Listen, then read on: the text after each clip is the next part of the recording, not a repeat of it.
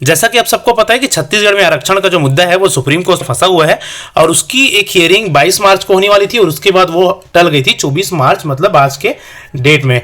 लेकिन आज के डेट का जो सुनवाई था उसका लेकर भी एक बहुत ही निराशाजनक खबर सामने आ रही है। देखिए, जैसा कि हमने लास्ट वीडियो में डिस्कस किया था कि अगर कोई भी जो केस होती है वो एक बार टल जाती है अपने डेट से, तो उसका फिर से आगे बढ़ने का संभावना बहुत ही ज़्यादा हो जाता है और वैसा हुआ भी है। आज का भी जो केस है हमारे आरक्षण को लेकर, छत्तीसगढ़ आरक्षण को लेकर, वो फिर से एक बार सुप्रीम कोर्ट से टल गया है और फिर से आज ये जो आरक्षण का मुद्दा था वो उस पर फैसला किसी भी तरह का नहीं हो पाया है। और अभी इस बार जो ये जो डेट टली है वो लगभग 2 मई के आसपास की नेक्स्ट हियरिंग मिली है, ऐसा इन्फॉर्मेशन मिल रहा है। 2 मई मतलब अभी अपन मान सकते हैं अप्रैल का पूरा महीना हमको इंतजार करना पड़ेगा हमारे आरक्षण का अगले फैसले के लिए, जो कि बिल्कुल ही एक निराशाजनक बात है। इसके बाद बहुत सारे जो कैंडिडेट्स हैं उसके मन में ये क्वेश्चन आती है कि जो जिस एग्ज़ाम की हम प्रिपरेशन कर रहे हैं उस एग्ज़ाम की तैयारी करें या ना करें, क्योंकि बहुत सारे स्टूडेंट्स ऐसे हैं जो कंटिन्यूसली कॉल या मैसेज के थ्रू हमसे ये क्वेश्चन पूछते रहते हैं कि जो वैकेंसी आने वाली है उसके लिए प्रिपरेशन करनी चाहिए कि नहीं करनी चाहिए, क्योंकि जो नोटिफिकेशन है उसका कोई शोर खबर अभी दिख नहीं रहा है आरक्षण के मुद्दे की वजह से।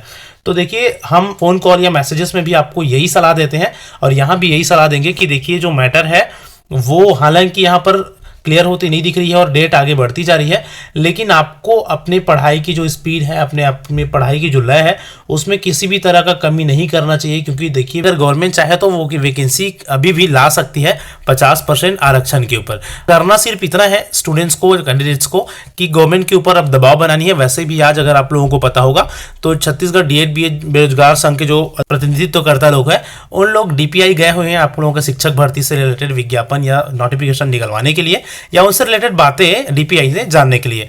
तो करना वही होगा, एज अ कैंडिडेट आपको अपने हक की लड़ाई के लिए आगे आनी पड़ेगी। आप 50% आरक्षण के ऊपर वैकेंसी निकलवाने के लिए संघर्ष अब करना पड़ेगा, ऐसा समय बिल्कुल आ गया है। क्योंकि हाई कोर्ट का स्पष्ट निर्देश है, जो 58% आरक्षण था, जो पिछला आरक्षण था, उसको अवैध घोषित किया गया, तो उनके अकॉर्डिंग 50% जो रिजर्वेशन है वो वैध माना गया है और उनके इस 50% आरक्षण के बेस पर कुछ नोटिफिकेशंस या भर्तियां भी निकाली है। हाई कोर्ट है उसने भी कुछ भर्तियां अपने स्टाफ के लिए निकाली है ना, और उसी बेस पर बहुत सारे इंस्टीट्यूट है, बहुत सारे कोर्सेस है, उसका सिलेक्शन भी उसके 50% जो आरक्षण है उसके बेस पर हुआ है। तो ये सारी चीजें अगर हो सकती है तो जो भर्ती है उसका नोटिफिकेशन 50% पर सरकार निकाल सकती है, ठीक है, बशर्ते सरकार के ऊपर अब थोड़ा सा प्रेशर बनाना पड़ेगा स्टूडेंट्स को। अब बात आती है कि हमारे पढ़ाई का क्या, क्योंकि देखिए, ऐसे जो नेगेटिविटी होती है उनसे ना एक तरह से मेंटली डिस्टर्बेंस होता है कैंडिडेट्स में या जो तैयारी करने वाले स्टूडेंट्स हैं उसमें। बहुत सारे स्टूडेंट्स इस तरह के नेगेटिविटी में आ जाते हैं कि अब तैयारी करें ना करें, पढ़ें कि ना पढ़ें। देखिए, चुपचाप बैठना किसी भी तरह का कोई उपाय नहीं है, मैं बता दूं। अगर आप चुपचाप बैठ जाते हैं सारी चीजें छोड़कर तो उससे आपको कुछ मिलने वाला नहीं है। आपके पास कोई ऑप्शन ही नहीं है, आप खुद बताइए आप क्या करेंगे, है ना। देखिए, तैयारी करना छोड़ देना किसी भी चीज में या आगे आने वाले अपने जो एग्जाम्स है या जिस चीज के लिए आप फाइट करेंगे उसमें सफल होने का कोई रास्ता नहीं है। वैकेंसीज आ ही जाएगी, नोटिफिकेशन आने में कोई डाउट या कोई दिक्कत नहीं है, मैं बता दूं। कई स्टूडेंट्स का ये भी क्वेश्चन होता है कि भर्ती आएगी भी कि नहीं आएगी। तो देखिए, इसमें किसी भी तरह का कोई डाउट नहीं है कि भर्ती नहीं आएगी। चाहे हम किसी भी तरह की भर्तियों की बात करें, बहुत सारे वैकेंसी से बहुत सारे भर्तियां आने वाली है, जैसे कि आप सबको पता है। सबसे पहले हम बात करते हैं छत्तीसगढ़ शिक्षक भर्ती का, तो वो आने वाला है। छात्रावास अधीक्षक की भर्ती आने वाली है, ADO की भर्ती आने वाले हैं और इसके साथ साथ और कई तरह की भर्तियां आने वाली है। तो देखिए, आप पढ़ाई छोड़ नहीं सकते, मैं बता देता हूँ, ठीक है। किसी भी तरह से पढ़ाई छोड़ नहीं सकते आप। कंटिन्यूसली जितना आपसे बनता है, जो बनता है, पॉजिटिव माइंड के साथ, बिना किसी भी तरह के नेगेटिविटी थॉट्स में आए, आपको अपना प्रिपरेशन कंटिन्यू रखनी है।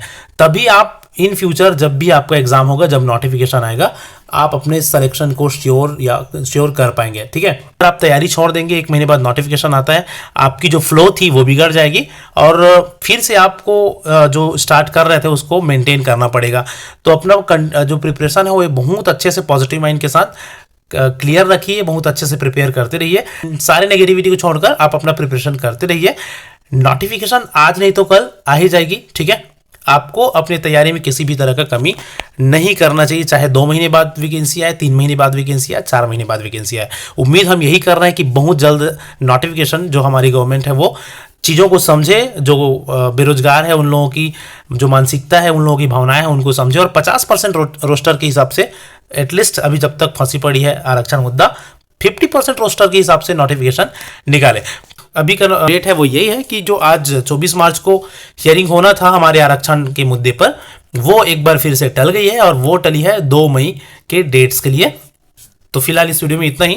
इसी तरह की और भी इन्फॉर्मेटिव अपडेट्स हमारे चैनल से पाने के लिए हमारे चैनल के साथ जुड़ सकते हैं, और आने वाले एग्जाम्स की प्रिपरेशन के लिए भी हमारा चैनल जरूर सब्सक्राइब कर सकते हैं। शिक्षक भर्ती की तैयारी करा रहे हैं, आगे जितनी भी तरह के सीजी गवर्नमेंट वैकेंसीज निकालती है उसमें इंग्लिश के साथ साथ बाकी सब्जेक्ट्स का भी हम प्रिपरेशन आपको कराते रहेंगे। चलिए तो फिर इस वीडियो में इतना ही। Thank you so much for watching. Video like और शेयर जरूर करिएगा। मिलते हैं नेक्स्ट वीडियो में।